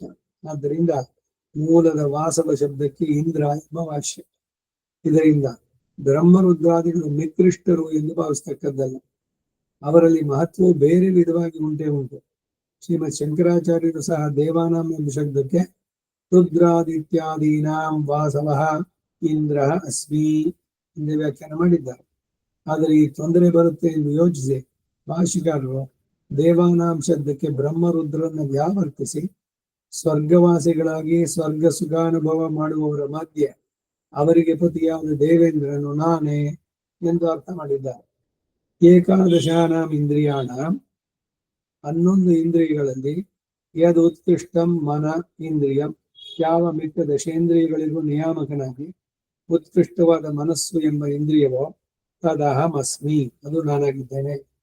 ಮನಸ್ಸೊಂದನ್ನು ಜಯಿಸಿದ್ರೆ ದಶೇಂದ್ರಿಯಗಳನ್ನು ಶಬ್ದಾದಿ ವಿಷಯಗಳನ್ನು ಜಯಿಸಿದಾಗಾಯ್ತು ಎಂಬ ಭಾವದಿಂದ ಮನಸ್ಸಿನ ಉತ್ಕೃಷ್ಟತೆ. ಮನಸ್ಸಿನಿಂದಲೇ ಈ ಚಿಂತನೆಗೆ ಬಂಧ ಮೋಕ್ಷಗಳು ಉಂಟಾಗತ್ತೆ. ಆದ್ದರಿಂದ ಮನಸ್ಸಿನ ಪ್ರಾಧಾನ್ಯತೆ. ಈಗ ಈ ಪ್ರಾಧಾನ್ಯತೆ ಅನ್ನೋದೆಲ್ಲ ಅರ್ಥವಾಗಿರ್ಬೇಕು ನಿಮಗೆ. ಇದನ್ನ ನೀವು ನೆನೆಸ್ಕೊಂಡಿದ್ರೆ ಹಿಂದಿನ ಉಪನ್ಯಾಸಗಳಲ್ಲಿ ಈ ದಿವ್ಯ ಪ್ರಬಂಧ ಇದು ಋಗ್ವೇದದ ಸಾರ, ಅದು ಯಜುರ್ವೇದದ ಸಾರ, ಇದು ಸಾಮವೇದದ ಸಾರ. ಅದ್ರ ಸಾರ ಇದ್ರ ಸಾರ ಅಂತಾರಲ್ಲ, ವೇದದ ಸಾರ ಏನು? ಪ್ರಧಾನವಾಗಿ ವಿಶಿಷ್ಟಾದ್ವೈತ ಸಿದ್ಧಾಂತ ರೀತ್ಯ ನಾನು ಮಾತಾಡ್ತಾ ಇದ್ದೇನೆ. ಎಲ್ಲ ಕಡೆನಲ್ಲೂ ಇದು ಸ್ಪಷ್ಟವಾಗಿರೋದು. ಮೂಲತಃ ವೇದ ಅನ್ನೋದು ಒಂದೇನೆ. ವಿತ್ ಅಂದ್ರೆ ಜ್ಞಾನ, ಅದರಿಂದ ಬಂದದ್ದು ವೇದ ಪದ. ವೇದ ಬಹಳ ಗೂಢವಾದದ್ದು, ದೇವ ಭಾಷೆ ಸಂಸ್ಕೃತದಲ್ಲಿರೋದು, ಕಲಿಯೋದಕ್ಕೆ ಅನಂತವಾದದ್ದು. ಕಲಿಯೋದಕ್ಕೆ ಅದನ್ನ ಸುಲಭ ಮಾಡುವುದಕ್ಕಾಗಿ ಭಗವಂತ ವೇದವ್ಯಾಸನಾಗಿ ಅವತರಿಸಿ ಅವನ 4 ಶಿಷ್ಯರಿಗೆ, ವ್ಯಾಸನ ಶಿಷ್ಯರು 4, ಪೈಲ, ಸುಮಂತು, ವೈಶಂಪಾಯನ, ಇನ್ನೊಬ್ಬ, ಈ 4 ಜನಕ್ಕೆ ಇವುಗಳನ್ನ ತಿಳಿಸಿದ ಅಂತಿದೆ ವೇದದ ಹಿನ್ನೆಲೆಯಲ್ಲಿ. ಋಗ್ವೇದವನ್ನ ಯಜುರ್ವೇದ ವೈಶಂಪಾಯನಿಗೆ, ಸಾಮವೇದವನ್ನ ಜೈಮಿನಿ, ಸುಮಂತು ಅನ್ನೋವನಿಗೆ ಅಥರ್ವಣ ವೇದವನ್ನ ತಿಳಿಸಿದ್ದು. ಕಲಿಯೋದಕ್ಕೆ ಅಷ್ಟೇ ಇದು. ಈಗ ಋಗ್ವೇದದಲ್ಲಿರೋ ಮಂತ್ರವೇ ಯಜುರ್ವೇದದಲ್ಲಿರೋ ಮಂತ್ರವೇ ಸಾಮವೇದದಲ್ಲಿದೆ, ಅದೇ ಅಥರ್ವದಲ್ಲೂ ಇರೋದು. ಈಗ ನಿನ್ನೆ ಮೊನ್ನೆನೂ ಯಾವಾಗಲೂ ಕಾಮೆಂಟ್ ಮಾಡ್ತಾ ಇದ್ದೆ, ವೇದ ಇದು ಹೇಳ್ಬೇಕಾದ್ರೆ ಬೆಳಗ್ಗೆ ವೇದ ಕ್ಲಾಸ್ನಲ್ಲಿ ಅನ್ಸತ್ತು ಯಾರೋ ಅಥರ್ವಣ ವೇದದ ಬಗ್ಗೆ ಒಂದು ಪುಸ್ತಕ ಬರೆದಿದ್ರು, ಪುರುಷೋತ್ತಮ ಅಂತ, ಮೈಸೂರು ಪ್ರಸಾರಾಂಗದಿಂದ ಮಾಡಿದ್ರು. ಎಷ್ಟು ತಪ್ಪು ಮಾಹಿತಿಗಳು ಅಂತ. ಈಗ ಮೈಸೂರು ಪ್ರಸಾರಾಂಗದ ವಿಶ್ವವಿದ್ಯಾನಿಲಯ ಎಲ್ಲ ಸರಿಯಾಗಿದೆ ಅಂತಂದ್ಬಿಟ್ಟು ಅಂತ. ಇವರು ಆರ್ಯರು ದ್ರಾವಿಡರು ಅವರು ವಲಸೆ ಬಂದ್ರು, ಆ ಕಥೆಯನ್ನು ಇಟ್ಕೊಂಡ್ರ ಮೇಲೆ ಹೇಳ್ತಾರೆ ರಸ್ಯಗಳು. ಈ ಕಥೆಯಲ್ಲ. ವೇದ ಯಾವಾಗ ಶುರುವಾಗಿದ್ದು, ಅದ್ರಲ್ಲಿ ಬರೀದಿರೋದು ಮಾಟ ಮಂತ್ರ, ಇನ್ನೊಬ್ಬರನ್ನ ಹಾಳು ಮಾಡೋದು ಹೆಂಗೆ, ಅವೆಲ್ಲ ಅಥರ್ವಣದಲ್ಲಿ ಇದೆ ಅಂತಾರೆ. ನಾವು ಬಹಳ ಪ್ರಧಾನವಾಗಿ ನಾರಾಯಣ ಉಪನಿಷತ್ ತಗೊಂಡು ಹೇಳುವಂತಹದ್ದು ಅದು ಅಥರ್ವದ ಕಡೆಯ ಭಾಗ, ಅಥರ್ವದ ಶಿರಸ್ಸು. ಏತದ್ ಅಥರ್ವ ಶಿರೋ ಯೋಧೀತೆ ಅಂತ ಬರುತ್ತಲ್ಲಿ. ಅದರಿಂದ ವೇದಗಳ ಬಗ್ಗೆ ತಪ್ಪು ಮಾಹಿತಿಗಳನ್ನ ಇವುಗಳನ್ನು ಕೊಟ್ರೆ ಅದಕ್ಕೆ ಈಗ ಒಂದು ಶ್ಲೋಕ ಬಂತು, ನ ಅಲ್ಪಶ್ರುತೆ. ವೇದ ಮಾತೆ ಭಯಪಡ್ತಾಳಂತೆ, ಯಾರ್ಯಾರು ಬಾಯಿಗೊಸಿಗೆ ಹಾಕೊಂಡು ಅವ್ರು ಏನೇನೋ ಅರ್ಥ ಮಾಡಿ ಹಾಳು ಮಾಡಿಬಿಡ್ತಾರಂತ ಭಯಪಡುತ್ತೆ ಅಂತ. ವಿಭೇದ ಅಲ್ಪಶ್ರುತೆ. ಅಲ್ಪಶ್ರುತೆ ಅಂದ್ರೆ ಸರಿಯಾದ ಜ್ಞಾನ ಇಲ್ಲದೆ ತಮ್ಮ ಮನಸ್ಸಿಗೆ ಬಂದಂಗೆ, ಈಗೇನೋ MA ಸಂಸ್ಕೃತ ಓದಿದ್ರಿಂದ ಅವನಿಗೇನೋ ಒಂದು ಶ್ಲೋಕ ನೋಡಿದ್ರೆ ಅದಕ್ಕೆ ಹಂಗೆ ಅರ್ಥ ಅಂತ. ವೇದಗಳಿಗೆ ಹೇಳ್ಬೇಕಾದ್ರೆ ಭಾಷ್ಯಗಳನ್ನ ಇಟ್ಕೊಂಡು ಹೇಳುವಂತ. ಹಾಗೆ ಈ ದಿವ್ಯ ಪ್ರಬಂಧ ಇದನ್ನ ಹೇಳ್ಬೇಕಾದ್ರೆ ಈಗ ತಿರುವಾಯ್ಮೊಳಿ ಅದು ಸಾಮವೇದದ ಸಾರ, ಇದು ಋಗ್ವೇದದ ಸಾರ. ಈ ಸಾರ ಅಂತ ಹೇಳೋದು ಬಹಳ ವಿಚಿತ್ರವಾಗಿ ಕಾಣಿಸುತ್ತೆ. ಅದೇನು ಅಂದ್ರೆ ಹಿಂದೆ ಎಲ್ಲೋ ಒಂದ್ ಕಡೆ ಬಂತು, ಎಲ್ರು ಅದೇ ಚರ್ವಿತ ಚರ್ವಣ ಅಂತ ಎಲ್ರು ಹೇಳಿದ್ದು. ವೇದದಲ್ಲಿ ಏನಿದೆ?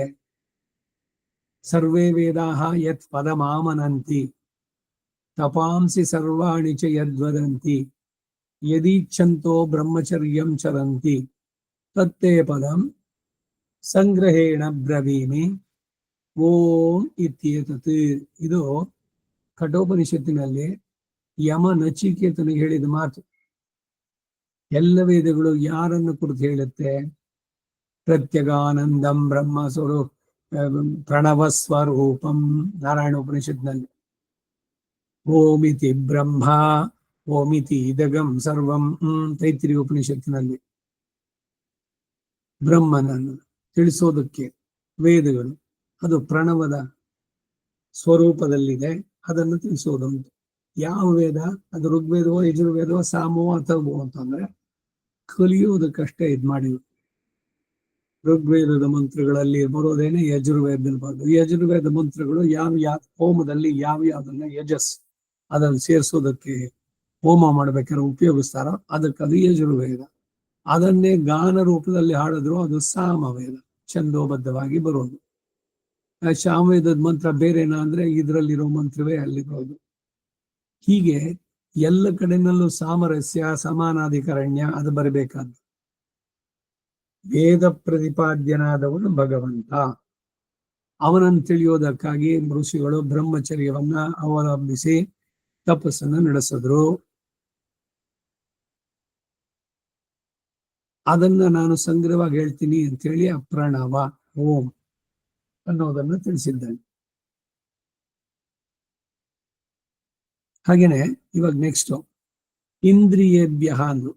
ಇಂದ್ರಿಯಗಳು ಯಾವುದು? 5 ಕರ್ಮೇಂದ್ರಿಯ, 5 ಜ್ಞಾನೇಂದ್ರಿಯ. ಶಬ್ದ, ಸ್ಪರ್ಶ, ರೂಪ, ರಸ, ಗಂಧ. ಇವು 4 ಬರೋದು ಯಾವ್ಯಾವ್ದ್ರಿಂದ? ಕಣ್ಣು, ಕಿವಿ, ಮೂಗು, ನಾಲಿಗೆ, ಇವುಗಳು 5. ಬಾಹ್ಯ ಇಂದ್ರಿಯಗಳ 5, ಅಂತರಿಂದ್ರಿಯಗಳ 5, 5, 10. ಇದ್ರ ಜೊತೆಗೆ ನಮ್ಮಲ್ಲಿರುವ ಮನಸ್ಸನ್ನ 11ನೇ ಇಂದ್ರಿಯ ಅಂತ ಸೇರಿಸಿದ್ದಾರೆ.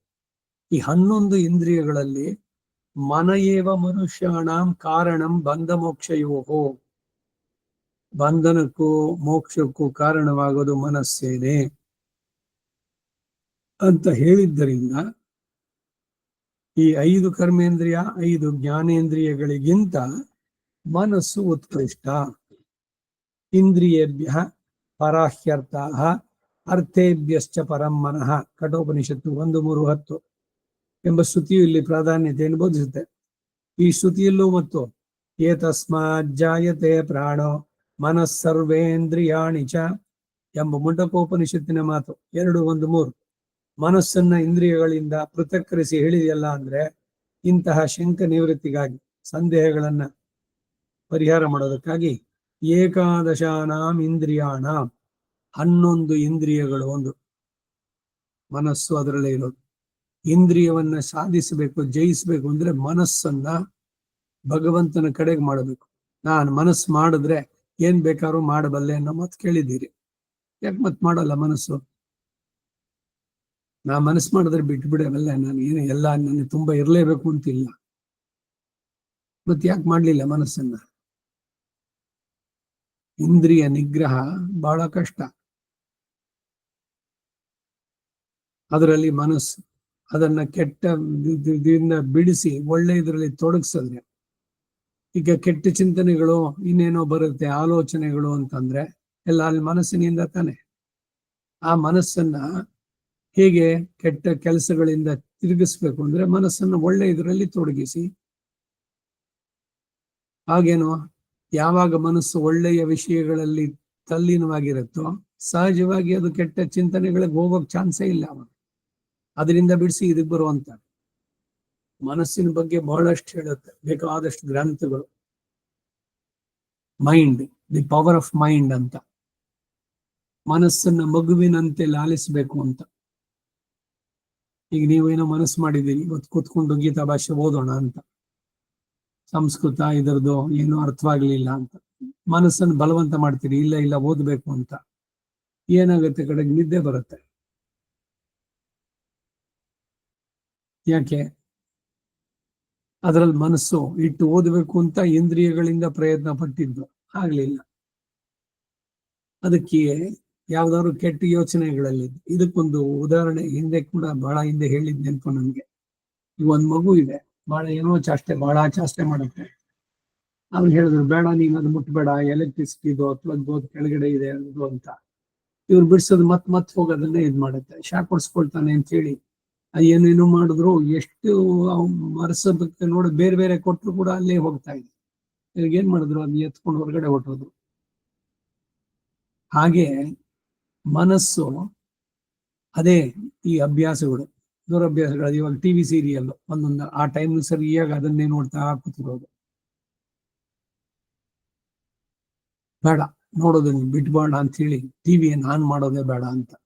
ಟಿವಿನ ಆನ್ ಮಾಡೋದನ್ನ ಬಿಟ್ಟು ಆಫ್ ಮಾಡ್ಬಿಟ್ರಿ, ಕೂತ್ಕೊಂಡಿದ್ರೆ ಅಲ್ಲಿ ಕೂತ್ಕೊಂಡ್ರೆ ನಿಮ್ ಮನಸ್ಸು ಏನಾಗುತ್ತೆ, ಏನಾಗಿದೆ ಮುಂದೆ ಅಲ್ಲಿ, ನಿನ್ನೆ ಸೀರಿಯಲ್ ನಿಂತೋಗಿತ್ತಲ್ಲ ಅಲ್ಲಿಂದ ಏನಾಗಿರ್ಬೋದು, ಕ್ಯೂರಿಯಾಸಿಟಿ. ಮನಸ್ಸು ನೀವು ಬೇರೆ ಇದ್ರಲ್ಲಿ ಎಂಗೇಜ್ ಮಾಡಿಲ್ಲ, ಸುಮ್ಮನೆ ಅದರಿಂದ ತಡಲ್ತಾ ಇದ್ದೀರಿ. ಅವಾಗೇನು ಅಂದ್ರೆ ನಿಮ್ಗೆ ಗೊತ್ತಿಲ್ಲದೆ ಮತ್ತೆ ಮನಸ್ಸು ಅದರಲ್ಲೇನೆ ಚಿಂತನೆಯಲ್ಲಿದೆ, ನೇರವಾಗಿ ಸಿಗದೆ ಇದ್ರು ಕೂಡ. ಒಂದು ಸಹಜವಾಗಿ ಈಗ out of mind out off site ಅಂತ, ಕಣ್ಣು ಮುಂದೆ ಇದ್ರೆ ಅದರದ್ದು ನೆನಪಾಗತ್ತೆ, ಕಣ್ಣು ಮುಂದೆ ಇಲ್ದಿದ್ರೆ. ಈಗ ಮಕ್ಕಳು ಹೊರದೇಶದಲ್ಲೋ ಇನ್ನೆಲ್ಲೋ ಇದ್ದಾರೆ, ಹೊರದೇಶದಲ್ಲೇ ಆಗ್ಬೇಕಾಗಿಲ್ಲ, ಇಲ್ಲೇ ಇದ್ದು ಕೂಡ ಎಷ್ಟು ಜನ ತಂದೆ ತಾಯಿ ಜೊತೆನಲ್ಲಿದ್ದಾರೆ. ಏನೋ ಕಾರಣ ಆಫೀಸ್ಗೆ ಅವನಿಗೆ ತುಂಬಾ ಲೇಟ್ ಆಗ್ಬಿಡುತ್ತೆ ಅಲ್ಲಿಂದ ಬರೋಕೆ ಅಂತ. ಎಷ್ಟು ಮಟ್ಟಿಗೆ ಅನುಸರಣೆ, ಹಿರಿಯರ ಜೊತೆನಲ್ಲಿ ಇರ್ಬೇಕು ಅಂತ, ಅದಕ್ಕೇನೋ ಒಂದು ಕಾರಣ ಕೊಟ್ಟು ಅವನು ಬೇರೆ ಇದ್ದಾನೆ. ಬರೀ ಹೊರದೇಶದಲ್ಲಿ ಇರೋರ್ನೇ ಹೇಳೋದು ಬೇಡ, ಇಲ್ಲಿದ್ದವ್ರದೇ ಆಗ್ಲಿ. ಇಲ್ಲಿದ್ದವ್ರೇನೆ ಇವಾಗ ಅವನಿಗೆ ತುಂಬಾ ಫ್ಯಾಕ್ಟ್ರಿ ಇದು, ಅವನ ಆಫೀಸ್ ವರ್ಕ್ ಪ್ಲೇಸು ಬಹಳ ದೂರ ಆಗೋಯ್ತು, ಅದಕ್ಕೆ ಅಲ್ಲೇನೆ ಹತ್ರ ಒಂದ್ ಮಾಡಿ ಇಟ್ಕೊಂಡ್ಬಿಡು. ಈ ಸಮಾಜದಲ್ಲಿ ಹೇಳೋದಕ್ಕೆಲ್ಲ ಎಲ್ಲಿಂದ ಎಲ್ಲಿಗಾದ್ರೂ ಕೂಡ ಹೋಗಿ ಬರ್ಬೋದಲ್ಲ. ಅದಕ್ಕೆ ಸಮಾಜದಲ್ಲಿ ನಮ್ಮ ಫೇಸ್ ಉಳಿಸ್ಕೋಬೇಕು. ಅಯ್ಯೋ ತುಂಬಾ ಬೆಳಗ್ಗೆ 6 ಗಂಟೆಗೆ ಹೋಗ್ಬಿಟ್ರೆ ರಾತ್ರಿ 12 ಗಂಟೆಗೆ ಬರ್ತಾನೆ, ಅವನ್ ಬರೋ ಹೊತ್ತಿಗೆ ನಾವ್ ಹೊರಡ್ಬೇಕಾದ್ರೆ ನಾವ್ ಎದ್ದಿರೋಲ್ಲ, ಅವ್ನ್ ಬರೋ ಹೊತ್ತಿಗೆ ಮಲ್ಗಿರ್ತೀವಿ. ಅದಕ್ಕಾಗಿ ನೀನ್ ಕಷ್ಟ, ನೀನ್ ಅಲ್ಲೇ ಮಾಡ್ಕೊಂಬಿಡು ವರ್ಕು. ಸರಿ, ಅವನು ಅಲ್ಲೇನೆ ಎಲ್ಲಿ ವೈಟ್ ಫೀಲ್ಡ್ ನಲ್ಲೋ ಇಲ್ಲ ಕೃಷ್ಣರಾಜಪುರಂನಲ್ಲೋ ಬಾಡಿಗೆ ಮನೆ ತಗೊಂಡು ಅಲ್ಲೇ ಇದ್ದ. ಯಾವ್ದೋ ವೀಕೆಂಡ್ಸ್ ನಲ್ಲಿ ಮೊದ್ಲು, ಆಮೇಲೆ 3 ತಿಂಗಳು ಅಥವಾ 6 ತಿಂಗಳಿಗೆ ಒಂದ್ಸಲಿ ಬರೋದು ತಂದೆ ತಾಯಿ ನೋಡೋದಕ್ಕೆ ಮಾಡೋದಕ್ಕೆ ಅಂತ. ಇದು ಕತೆ. ಎಲ್ರ ಮನೆ ದೋಸೆ ತೋತು ಅಂತ. ಹಾಗೆ ಅಮೆರಿಕಾದಲ್ಲಿದ್ರು ಅಷ್ಟೇ, ಇಲ್ಲಿದ್ರು ಅಷ್ಟೇ, ಇವರೆಲ್ಲ ನಮಗ್ ಹತ್ರನೋ. ಮತ್ತೆ ಈಗೇನು ಕೂತ್ಕೊಂಡು ಅಯ್ಯೋ ಅವನಿದ್ರೆ ಅದಾಗ್ತಿದ್ರೆ ಅವನ್ನೇ ಯೋಚನೆ ಮಾಡ್ತಾ ಕೂತಿರ್ತೀವೇನೋ. ನಿಮ್ಮ ಬಾಳೋ ನಿಮ್ಮದು, ಅವರ ಬಾಳ ಅವರದು, ನಮ್ಮ ದಾರಿ ನಮ್ಮದು. ಈಗೇನ್ ಇಲ್ಲಿ ಬದಿ ಕೇಳೋಕ್ ಬಂದಿದ್ದು ಅಂದ್ರೆ, ಈಗ ನಾವು ಒಬ್ಬೊಬ್ರು ಇಬ್ಬೊಬ್ರು ಇರ್ತೀವಿ, ಗಂಡ ಹೆಂಡ್ತಿನೋ ಇಲ್ಲ ಇವರು ಇಲ್ಲ. ಎಷ್ಟು ಸಲ ಅವರನ್ನೇ ನೆನ್ಸ್ಕೊಳ್ತೀವಿ ನಾವು, ಮಗನನ್ನೋ ಮಗಳನ್ನೋ. ಏನೋ ಯಾವ್ದೋ ಮಾಡ್ಬೇಕಾದ್ರೆ ನೆನಪಾಗತ್ತೆ, ಆಯ್ತು. ಇಲ್ದಿದ್ದಾಗ ನೀವು ನಿಮ್ದ್ರಲ್ಲಿ ತೊಡಗಿರ್ತೀರಿ. ಹಾಗೇನೆ ಅವರು ಅಷ್ಟೇನೆ, ಅವರುಗಳು ತಂದೆ ತಾಯಿ ಎಷ್ಟು ಸಲ ನೆನೆಸ್ಕೊಳ್ತಾರೆ, ಅವ್ರ ಬಾಳು ಅವ್ರದ್ದು ಬಂತು. ಇದನ್ನೇ ದೊಡ್ಡದಾಗಿ ಕೊರ್ಕೊಂಡು ಅಯ್ಯೋ ಅವನು ಕೊಟ್ಟೋದ, ನನಗೆ ಯಾರು ಇಲ್ಲೇ ಇಲ್ಲ, ಅದ್ದು ಇದ್ದು ಕತೆಗಳು ಅನ್ಕೊಂಡು ಬದಲು ನಿಮ್ ಜೊತೆ ಭಗವಂತ ಇದ್ದಾನೆ, ಅವನೆಲ್ಲಾರು ಹೊರಟೋಗ್ತಾನೇನೋ ಈ ಮಕ್ಕಳ ಹಾಗೆ. ಈ ಸಂಬಂಧಗಳನ್ನು ಕಳ್ಕೊಳ್ಳೋದು ಅಂದ್ರೆ ಇದೆ. ಇದ್ರ ಸಂತೋಷ, ಎಲ್ಲೋ ಇದ್ದಾರೆ ಸಂತೋಷವಾಗಿರ್ಲಿ, ಆರಿಸಿ ಬಿಟ್ಟುಬಿಡಿ. ಪಕ್ಷಿಗಳು ಮರಿಗಳನ್ನ ಚೆನ್ನಾಗಿ ಸಾಕತ್ವೆ. ಮಳೆ ಬಂದಾಗ ರೆಕ್ಕೆಯಿಂದ ಕವರ್ ಮಾಡಿ ಎಲ್ಲೆಲ್ಲೋ ಹಾರು ಹೋಗಿ ಹೂಳು ಹುಟ್ಟೆ ತಂದು ಅದಕ್ಕೆ ಬಾಯಿಗೆ ತಿನ್ಸಿ ಮಾಡಿ ಎಲ್ಲ. ರೆಕ್ಕೆ ಬಲಿತ ಹಕ್ಕಿ ಗೂಡು ಬಿಟ್ಟು ಹಾರೋಟೋಗುತ್ತೆ, ಮತ್ತೆ ನೆನ್ಸ್ಕೊಳ್ಳುತ್ತೆ ಇನ್ನೊಂದು ವಾಪಸ್ ಬರುತ್ತಾ, ಓ ಇವರು ನಮ್ಮ ಅಪ್ಪ ಅಮ್ಮ ಅಂತ. ಈ ಪಕ್ಷಿಗಳು ಬದುಕಿಲ್ವೋ, ಅವು ನೆನ್ಸ್ಕೊಂಡು ಕೊರಗತ್ವೋ ನಮ್ಮಂತೆಯೇ? ನಮ್ಮ ಬಾಳನ್ನ ನಾವೇ ಹೇಗೆ ನರಕ ಮಾಡ್ಕೊಳ್ತೀವಿ ಅಂದ್ರೆ ಹೆಂಗೆ?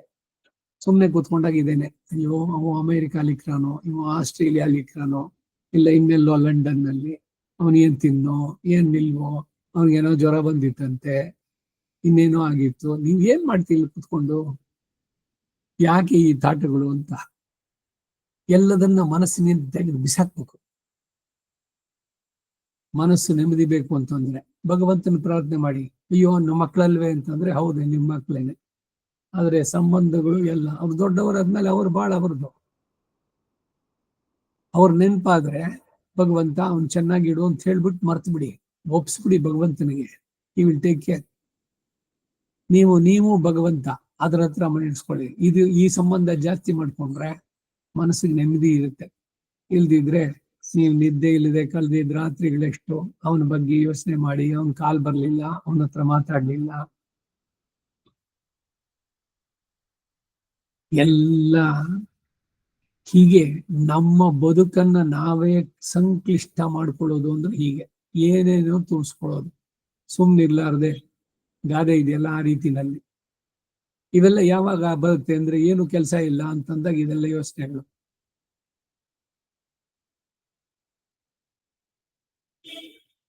Idle mind is devil's workshop ಅಂತ ಇಂಗ್ಲಿಷ್ ನಲ್ಲಿ ಒಂದ್ ಗಾದೆ. ದೆವ್ವದ ವರ್ಕ್ಶಾಪ್.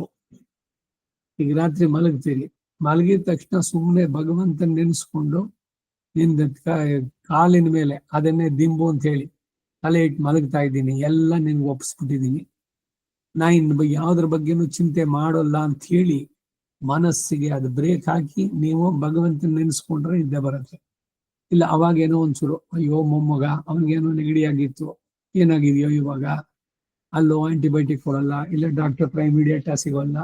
ಈಗ ಒಂದು ಶುರುವಾಯ್ತು ಅಂತಂದ್ರೆ ಅದ್ರ ಜೊತೆಗೆ ಸೇರಿಸ್ಕೊಂಡು ಹೋಗುತ್ತೆ. ಅವ್ರಿಗೆ ಅಪಾಯಿಂಟ್ಮೆಂಟ್ ಸಿಗೋಲ್ಲ, ಅಲ್ಲಿ ಅವ್ರೇನೋ ಬರೀ ಇದನ್ನೇ ಕೊಟ್ಟಿದ್ರು, ಅಲ್ಲಿಂದ ಮತ್ತೊಂದು, ಹೀಗೆ ಹೋಗ್ತಾ ಇದ್ರೆ 12 ಆಯ್ತು, ಆ ಗಂಟೆ ಹೊಡೆದಿದ್ದಾಯ್ತು, ಇನ್ಯಾವುದೋ ಪಕ್ಕದ ರೋಡ್ನಲ್ಲಿ ನಾಯಿ ಬೊಗಳ್ತು, 1 ಗಂಟೆ ಆಯ್ತು, 2 ಗಂಟೆ ಆಯ್ತು, ನಿದ್ದೆ ಇಲ್ಲ. ಯಾಕೆ? ನಿದ್ದೆ ಬರದಂತೆ ಮನಸ್ಸು ಓಡ್ತಾ ಇದೆ, ಒಂದರಿಂದ ಒಂದು ಸೇರಿಸ್ಕೊಂಡು ಏನೇನೋ ಅನವಶ್ಯಕವಾದಂತಹ ಚಿಂತನೆಗಳು ಮನಸ್ಸಿನಲ್ಲಿ. ಇದನ್ನೆಲ್ಲ ತೆಗೆದು ಎದು ಬಿಸಾಕಿ ಆ ಕಡೆಗೆ ಭಗವಂತನಿಗೆ ಒಪ್ಸಿ ನೆಮ್ಮದಿಯಿಂದ ಮಲಗಬೇಕು. ಮನಸ್ಸಿಗೆ ಟ್ರೀಟ್ಮೆಂಟು ಇದು. ಯಾಕೆ ಇಷ್ಟೆಲ್ಲ ಹೇಳಿದ್ದು ಅಂದ್ರೆ ಮನಸ್ಸನ್ನ ನಿಗ್ರಹಿಸೋದನ್ನ ಕಲಿಬೇಕು. ಮನೋನಿಗ್ರಹ ಅದು ಬರ್ಬೇಕಾದ್ರೆ ಏನ್ ಮಾಡ್ಬೇಕು ಅಂದ್ರೆ ಈ ಎಲ್ಲ ಕೆಟ್ಟ ಚಿಂತನೆಗಳು ಮತ್ತೊಂದು ಇವುಗಳಿಂದ ಬಿಡಿಸ್ಕೊಳ್ಬೇಕು ಅಂದ್ರೆ ಭಗವಂತನಲ್ಲಿ ಅದನ್ನ ತೊಡಗಿಸಿ. ಯೋ ಪರಮಾತ್ಮನಿ ವಿರಕ್ತ ಅಪರಮಾತ್ಮನಿ, ಪರಮಾತ್ಮನಲ್ಲದ ವಿಷಯಗಳಲ್ಲಿ ವಿರಕ್ತಿ ಇದು ಬಂದ್ರೆ ನಿಜವಾಗ್ಲೂ ಅವನು ಸುಖಿ, ನೆಮ್ಮದಿಯಿಂದ ಬದುಕಬಲ್ಲ. ಬೆಳಗ್ಗೆ ಎದ್ದ ಕ್ಷಣದಿಂದ ನಮ್ಮ ದಿನನಿತ್ಯ ದೈನಂದಿನ ಯಾರ್ಯಾರ್ದು ಹೇಗೋ ಅದು ಆ ರೀತಿ ನಡೆಸೋದು. ರಾತ್ರಿ ಮಲಗಬೇಕಾದ್ರೆ ಬೆಳಗ್ಗೆ ಎದ್ದ ಕ್ಷಣದಿಂದ ಇಲ್ಲಿ ತನಕ ನನ್ನಿಂದ ಕಾಯ ವಾಚ ಮನಸ ಏನೇನಾಗಿದೆಯೋ ಎಲ್ಲವೂ ಕೂಡ ಭಗವಂತ ನಿನ್ನ ಆರಾಧನೆ. ನಾನು ಯಾರಿಗೂ ಮನಃಪೂರ್ವಕವಾಗಿ ಕೆಟ್ಟದ್ದನ್ನ ಬಯಸಿದ್ದಿಲ್ಲ, ಎಲ್ರಿಗೂ ಒಳ್ಳೇದು ಅಂತ ಹೇಳ್ತೇನೆ ಅಂತ ಹೇಳಿ ಎಲ್ಲವನ್ನು ಭಗವಂತನಿಗೆ ಸಮರ್ಪಣೆ ಮಾಡಿ you sleep like a child, God will be awake. ನಾವೆಲ್ಲ ಮಕ್ಕಳೇ ತಾನೆ, ನಮ್ಗೆ ಎಷ್ಟೇ ವರ್ಷ ಆಗಲಿ, 80 70 ಎಷ್ಟೋ 90, ನಮಗೆ ಮಕ್ಕಳು ಮೊಮ್ಮಕ್ಕಳು ಮರಿ ಮಕ್ಕಳು ಇರ್ಬಹುದು, ಆದ್ರೆ ನಾವು ಭಗವಂತನಿಗೆ ಮಕ್ಕಳೇನೆ. ಹೀಗೆ ತಾನೆ. ಇವಾಗ ಮೊಮ್ಮಗ ಇದ್ದಾನೆ, ಅವನು ಬರ್ತಾನೆ, ಅವನು ನನ್ನ ಮಗ ನಿಮ್ಮಪ್ಪ ಅಂತ ಹೇಳಿದ್ರೆ ಅವನಿಗೆ ಹಾಗೆ ಹೀಗೆ ಅಂತ ನಮ್ಗೆ, ಅವನು ಎಷ್ಟೇ ವಯಸ್ಸಾದ್ರೂ ಕೂಡ ಮಗನೇ ತಾನೆ. ಅದೇ ರೀತಿ ಭಗವಂತನ ಮುಂದೆ ನಾವೆಲ್ಲ ಮಕ್ಕಳೇನೆ. ಮಾತಾದೇವಿ ತ್ವಮಸೆ ಭಗವಾನ್ ವಾಸುದೇವ ಪಿತಾಮೇ ಜಾತಸ್ಸೋಹಂ ಜನನೀ ವಯೋರೇಕ ಲಕ್ಷಂ ದಯಾಯಾಹ. ನಿಮ್ಮಿಬ್ಬರ ಮಗು ನಾನು. ನನಗೆ ಇಲ್ಲಿ ಎಲ್ಲ ವಾರ್ಧಕ್ಯದಲ್ಲಿ ಹೇಳ್ತಾ ಇದ್ದಾರೆ, ನಾನು ಆಯ್ತು ನಂದು ತಾತನಾದೆ, ಮುತ್ತಾತನಾದ್ನೋ ಬರೋರು, ಆದ್ರೆ ನಾನು ಮಾತ್ರ ಭಗವಂತನಿಗೆ ಮಗುವೆ. ಈ ಭಾವದಲ್ಲಿ ನಾವು ಭಗವಂತನಲ್ಲಿ ಶರಣಾಗಿ ತಲೆದಿಂಬು ಅನ್ನೋದು ಭಗವಂತನ ಪಾದಗಳು ತೊಡೆಗಳು ಅಂತ ಹೇಳಿ ನೆಮ್ಮದಿಯಾಗಿ ಮಲಗೋದನ್ನು ಕಲಿಬೇಕು. ನಿದ್ದೆ ಮಾಡೋದು, ಮಲಗಿದ ತಕ್ಷಣ ಒಂದ್ 2-3 ನಿಮಿಷದಲ್ಲಿ ನಿದ್ದೆ ಬಂದ್ಬಿಡ್ಬೇಕು. ಇನ್ಯಾವ ಇದು ಬರೋದಕ್ಕೆ ಸಾಧ್ಯ ಯಾವಾಗ ಆಗುತ್ತೆ ಅಂದ್ರೆ ಮಲಗದ ಮೇಲೆ ಯಾವ ಯೋಚನೆಯನ್ನು ಬರೋದಕ್ಕೆ ಬಿಡಬಾರ್ದು. ಆ ರೀತಿ ಟ್ರೈನ್ ಮಾಡ್ಬೇಕು. ಇದಿಷ್ಟು ಮನಸ್ಸಿನ ಬಗ್ಗೆ. ಇಂದ್ರಿಯೇಭ್ಯಃ ಪರಾಹ್ಯರ್ಥಃ ಅರ್ಥೇಭ್ಯಶ್ಚ ಪರಂ ಮನಃ.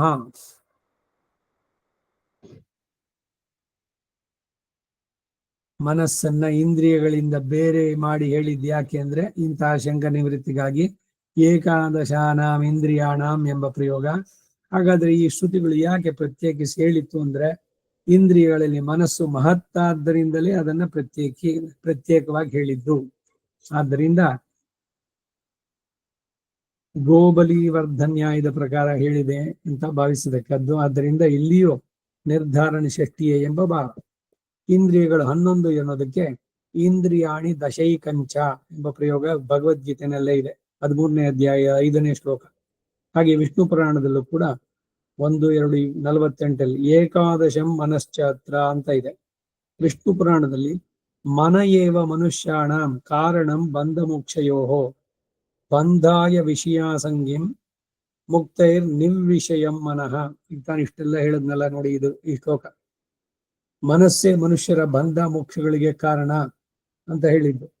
ಮನ ಏವ ಮನುಷ್ಯಾಣ ಕಾರಣಂ, ಬಂಧಕ್ಕೂ ಮೋಕ್ಷಕ್ಕೂ ಮನಸ್ಸೇ ಕಾರಣ. ಬಂಧಾಯ ವಿಷಯಾಸಂಗಿ, ಪ್ರಾಪಂಚಿಕದ ವಿಷಯಗಳಲ್ಲಿ ಮನಸ್ಸು ತಲ್ಲೀನವಾದ್ರೆ ಬಂಧನಕ್ಕೆ ಕಾರಣವಾಗತ್ತೆ. ಅವುಗಳನ್ನು ಬಿಡಿಸ್ಕೊಂಡ್ರೆ ನಿರ್ವಿಷಯಂ ಮನಃ ಮುಕ್ತೈಹಿ, ಯಾವ ವಿಷಯದ ಬಗ್ಗೆನೂ ಚಿಂತೆ ಮಾಡೋದು ಬೇಡ. ಬರೀ ನಾನು ಮಗಳು ಮಗ ಅವ್ರ ಬಗ್ಗೆ ಅಂತಲ್ಲ, ಬೇರೆ ನಿಮ್ದೇ ವಿಷಯಗಳಾಗಲಿ. ನಾಳೆ ಆ ಕೆಲಸ ಮಾಡ್ಬೇಕಾಗಿತ್ತು, ಇನ್ನೇನೋ ಮಾಡ್ಬೇಕಾಗಿತ್ತು, ಏನೇನೋ ಅಂದ್ಕೊಳ್ತೀವಿ ನಾವು. ಅದ್ರ ರಾತ್ರಿ ಮಲಗದಾಗ ಈ ಥಾಟ್ಸ್ಗಳೆಲ್ಲ ಬೇಡ. ಅದೆಲ್ಲ ಬೆಳಗ್ಗೆ ನೋಡ್ಕೊಳ್ಳೋಣ, ಬಿಟ್ಬಿಡಿ. ಇವತ್ತು ಬೆಳಗ್ಗೆ ಎದ್ರಿಂದ ರಾತ್ರಿ ಮಲಗೋ ತನಕ ಏನ್ ಮಾಡಿದ್ವಿ ಅದಷ್ಟನ್ನು ಭಗವಂತನಿಗೆ ಸಮರ್ಪಣೆ ಮಾಡಿ, ನಾಮ ಇದನ್ನ ಮಾಡಿದವನು ನಾನಲ್ಲ, ಅದು ನಂದು ಅಲ್ಲ, ಆ ಫಲವೂ ನಂದಲ್ಲ. ಸಾತ್ವಿಕ ತ್ಯಾಗ. ನಾ ಅಹಂಕರ್ತ ನೇದಂ ಮಮ ಕರ್ಮ ಫಲಮಪಿ ನಮಮ. ನೀ ಕೊಟ್ಟೆ, ನನ್ನಿಂದ ಎಷ್ಟು ಸಾಧ್ಯನೋ ಅಷ್ಟು ಮಾಡಿದ್ದೀನಿ, ಅದು ನಿನಗೆ ಸಮರ್ಪಿತ. ಅದರ ಸಾಧಕ ಬಾಧಕಗಳೆಲ್ಲ ನಿನಗೇನೆ, ಪ್ಲಸ್ ಆರ್ ಮೈನಸ್ ಎಲ್ಲವೂ ಕೂಡ ನಿಂಗೆ ಅಂತ ಹೇಳಿ ಭಗವಂತನಿಗೆ ಪೂರ್ಣವಾಗಿ ಒಪ್ಪಿಸ್ಬಿಟ್ಟು ನೆಮ್ಮದಿಯಿಂದ ಮಲಗಬೇಕು, ನಿರ್ವಿಷಯವಾಗಬೇಕು. ಅವಾಗ ಮನಸ್ಸು ನಿದ್ದೆ ಮಾಡೋದಕ್ಕೆ ಸಾಧ್ಯವಾಗುತ್ತೆ. ಮನಸ್ಸೇ ಮನುಷ್ಯರ ಬಂಧ ಮೋಕ್ಷಗಳಿಗೆ ಕಾರಣ. ಇತರ ಇಂದ್ರಿಯಗಳಿಗಿಂತ ಮನಸ್ಸಿಗೆ ಪ್ರಾಧಾನ್ಯ ಇಲ್ಲಿ. ಮನೋಹಿ ಹೇತು ಸರ್ವೇಶಾಂ ಇಂದ್ರಿಯಾಣಾಂ ಪ್ರವರ್ತನೆ ಎಂಬ ಪ್ರಾಜ್ಞನಾದ ಹನುಮಂತನ ಮಾತಿದೆ ರಾಮಾಯಣದ ಸುಂದರಕಾಂಡದಲ್ಲಿ. ಇಯಮಪಿ, ಇದು ಕೂಡ ಅಂದ್ರೆ ಮುಂದೆ ಹೇಳಿರುವ ಶಕ್ತಿ ಹೇಳಲ್ಪಡಲಿಲ್ಲ. ನಕ್ಷತ್ರಾಣಾಂ ಅಹಂ ಶಶಿ ಎಂದು ಹಿಂದಿನ ಶ್ಲೋಕದಲ್ಲಿ ಹೇಳಿರುವ ಹಾಗೆ ಎಂದು ತಿಳಿಸುವುದಕ್ಕಾಗಿ ಅಪಿ ಎನ್ನುವ ಶಬ್ದ. ಚೇತನಮತಾಂ, ಚೇತನವನ್ನು ಹೊಂದಿದ, ಭೂತಾನಾಂ, ಭೂತಗಳಲ್ಲಿರುವ ಯಾ ಚೇತನ, ಯಾವ ಮುಖ್ಯವಾದ ಚೇತನ ಉಂಟೋ, ಸಾಹಮಸ್ಮಿ, ಆ ಚೇತನವು ನಾನೇ ಆಗಿದ್ದೇನೆ. ಚೇತನ ಎಂದ್ರೇನು ಎಂಬ ಪ್ರಶಂಸೆಯಲ್ಲಿ ಭೂತಗಳಲ್ಲಿ ಚೇತನ ಎಂದು ಹೇಳಿಸಿಕೊಳ್ಳುವ ಒಂದು ಭೂತ ಉಂಟೋ ಎಂದು ಕೇಳಲು ಸಾಧ್ಯವಿಲ್ಲವಾದ್ದರಿಂದ ಇಯಮಪಿ ನ ನಿರ್ಧಾರಣೆ ಎಂಬ ಪ್ರಯೋಗ. ಭೂತಾನಾಂ ಅಸ್ಮಿ ಚೇತನ ಎಂಬಲ್ಲಿ ನಿರ್ಧಾರಣೆ ಶಕ್ತಿ ಅರ್ಥವನ್ನು ಹೇಳುವುದಕ್ಕಾಗುವುದಿಲ್ಲ ಎಂದು ಮೊದಲೇ ತಿಳಿಸ್ತಾರೆ. ಹಾಗಾದ್ರೆ ಇದು ಎಂಥ ಶಕ್ತಿ ಅಂದ್ರೆ ಸಂಬಂಧ ಸಾಮಾನ್ಯ ಶಕ್ತಿ ಅಂತ ತಿಳಿಸೋದಕ್ಕಾಗಿ ಹಾಗೆ ವ್ಯಾಖ್ಯಾನ.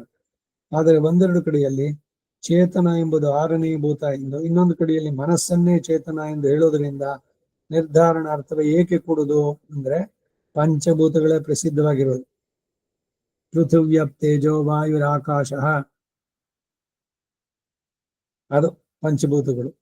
ಆರನೇದು ಮಾತ್ರವಲ್ಲದೆ ಏಳನೇದು ಎಂಟನೇದು ಅಂತ ಕೆಲವು ಕಡೆ ಹೇಳಲ್ಪಟ್ಟಿರೋದ್ರಿಂದ ಮನಸ್ಸು ಎಂದು ಅರ್ಥ ಮಾಡುವುದು ಅಪ್ರಸಿದ್ಧಾರ್ಥವಾಗುತ್ತೆ. ತೇಜಸ್ ತೇಜಸ್ವಿನಾಂ ಸತ್ವಂ ಸತ್ವವತಾಂ ಅಂತ ಹೇಳಿರೋ ಹಾಗೆ ಇಲ್ಲಿಯೂ ಸಾರಭೂತ ವಿಶೇಷಣವು ಚೇತನ ಅನ್ನೋದ್ರಿಂದ ಹೇಳಲ್ಪಟ್ಟಿತ್ತು ಅಂತ ಹೇಳಿ ಚೇತನವತಾಂ ಯಾ ಚೇತನ ಎಂಬ ಭಾಷೆ. ಚೇತನ ಎಂದರೆ ಮನಸ್ಸು ಬುದ್ಧಿಗಳ ಪ್ರವೃತ್ತಿಗಳಿಗೆ ಕಾರಣವಾದದ್ದು. ಶ್ರೀಮದ್ ಶಂಕರರು ಅವರ ಭಾಷೆಯಲ್ಲಿ ಕಾರ್ಯಕಾರಣ ಸಂಘಾತೆ ಅಭಿವ್ಯಕ್ತ ಬುದ್ಧೇಹೇ ವೃತ್ತಿ ಚೇತನಃ ಎಂದು ಸಮಂಜಸವಾದ ವ್ಯಾಖ್ಯಾನ ಮಾಡಿದ್ದಾರೆ. ಜ್ಞಾನವನ್ನು ಉಂಟು ಮಾಡುವುದು ಚೇತನ ಅನಿಸುತ್ತೆ. ಚಿತಿ ಸಂಜ್ಞಾನ ಎನ್ನುವುದು ಧಾತು. ಚೇತಯಂತೆ ಅನಯೇತಿ ಚೇತನ ಎಂಬ ವ್ಯುತ್ಪತ್ತಿಯಿಂದ ಜ್ಞಾನವನ್ನು ಉಂಟು ಮಾಡೋದು ಅಂತ ಅರ್ಥ. ಚೇತನ ಚೇತನರು, ಚೇತನಾಚೇತನ ಅಂತ ಹೇಳಿ ಚೇತನ ಅಚೇತನ. ಚೇತನಾಚೇತನಕ್ಕೆ ಅಂತರ್ಯಾಮಿಯಾಗಿ ಅವುಗಳನ್ನು ನಿರ್ಮಿಸುವ ವಿಶಿಷ್ಟವಾದ ಅದ್ವೈತ ಅಂತ ಹೇಳ್ಬೇಕಾದ್ರೆ ಚೇತನ ಅಚೇತನಗಳನ್ನ ಅಂತಹ ಬಹಿ ಎರಡಲ್ಲೂ ವ್ಯಾಪಿಸಿ ನಿಯಂತ್ರಿಸಿ ಅವುಗಳನ್ನು ರಕ್ಷಿಸಿ ಅವುಗಳಿಗೆ ಆಧಾರನಾಗಿ ಅವುಗಳಿಗೆ ನಿಯಾಮಕನಾಗಿ ಅವುಗಳಿಗೆ ಶೇಷಿಯಾಗಿರುವನು ಪರಮಾತ್ಮ. ಇದು ವಿಶಿಷ್ಟವಾದ ಅದ್ವೈತ ಅಂದ್ರೆ ದಿ ನಾನ್ ಸೆಕೆಂಡ್ ಅಂತ ಹೇಳುವಂತ. ಇಲ್ಲಿಗೆ 22ನೇ ಶ್ಲೋಕ ಭಾಷ್ಯ ಸಂಪನ್ನವಾಯಿತು. 23ನೇದನ್ನ ಮುಂದಿನ ವಾರ ನೋಡೋಣ. ನಾಳೆ ದಿವಸ ಕ್ಲಾಸ್ ಇರೋಲ್ಲ. ವಸುದೇವ ಸುತಂ ದೇವಂ ಕಂಸಚಾಣೂರಮರ್ದನಂ ದೇವಕೀ ಪರಮಾನಂದಂ ಕೃಷ್ಣಂ ವಂದೇ ಜಗದ್ಗುರುಂ ಅತಸಿ ಪುಷ್ಪ ಸಂಕಾಶಂ ಹಾರನೋ ಪುರುಷೋಭಿತಂ ರತ್ನ ಕಂಗಣ ಕೇಯೂರಂ ಕೃಷ್ಣಂ ವಂದೇ ಜಗದ್ಗುರುಂ ಕುಟಿಲಾಲಗದಮುಕ್ತಂ ಪೂರ್ಣಚಂದ ನಿಭಾನನಂ ವಿಲಸತ್ಕುಂಡಲಧರಂ ದೇವಂ ಕೃಷ್ಣಂ ವಂದೇ ಜಗದ್ಗುರುಂ ಮಂದಾರಗಂಧ ಸಂಯುಕ್ತಂ ಚಾರುಹಾಸಂ ಚತುರ್ಭುಜಂ ಬರ್ಹಿ ಪಿಂಚಾವಚೂಡಾಂಗಂ ಕೃಷ್ಣಂ ವಂದೇ ಜಗದ್ಗುರುಂ ರುಕ್ಮಿಣೀ ಕೇಳಿ ಸಂಯುಕ್ತಂ ಪೀತಾಂಬರಸುಶೋಭಿತಂ ನವಾಪ್ತ ತುಳಸೀಗಂಧಂ ಕೃಷ್ಣಂ ವಂದೇ ಜಗದ್ಗುರುಂ ಗೋಪಿಕಾನಾಂ ಕುಜದ್ವಂದಂ ಕುಗ್ಮವಾಂಕಿತವಕ್ಷಸಂ ಶ್ರೀನಿಕೇತಂ ಮಹೇಶ್ವಾಸಂ ಕೃಷ್ಣಂ ವಂದೇ ಜಗದ್ಗುರುಂ ಶ್ರೀವತ್ಸಾಂಕಂ ಮಹೋರಸ್ಕಂ ವನಮಾಲಾ ವಿರಾಜಿತಂ ಶಂಖಚಕ್ರಧರಂ ದೇವಂ ಕೃಷ್ಣಂ ವಂದೇ ಜಗದ್ಗುರುಂ ಕೃಷ್ಣಾಷ್ಟಕಮಿದಂ ಪುಣ್ಯಂ ಪ್ರಾತರುತ್ತಾಯ ಪಠೇತ್ ಕೋಟಿ ಜನ್ಮಗತಂ ಪಾಪಂ ಸ್ಮರಣೇನ ವಿನಶ್ಯತಿ. ಕವಿತಾರ್ಕಿಕ ಸಿಂಹಾಯ ಕಲ್ಯಾಣ ಗುಣಶಾಲಿನೇ ಶ್ರೀಮತಿ ವೆಂಕಟೇಶಾಯ ವೇದಾಂತ ಗುರವೇ ನಮಃ. ವಾದಿದ್ವಿಪಶುರೋ ಭಂಗ ಪಂಚಾನ್ನ ಪರಾಕ್ರಮಃ ಶ್ರೀಮಾನ್ ವೆಂಕಟನಾಥಾರ್ಯಶ್ಚಿರಂ ವಿಜಯತಾಂ ಭುವಿ. ಶ್ರೀಮತಿ ನಿಗಮಾಂತ ಮಹಾದೇಶಿಕಾಯ ನಮಃ. ಸರ್ವಂ ಶ್ರೀ ವಾಸುದೇವಾರ್ಪಣಮಸ್ತು.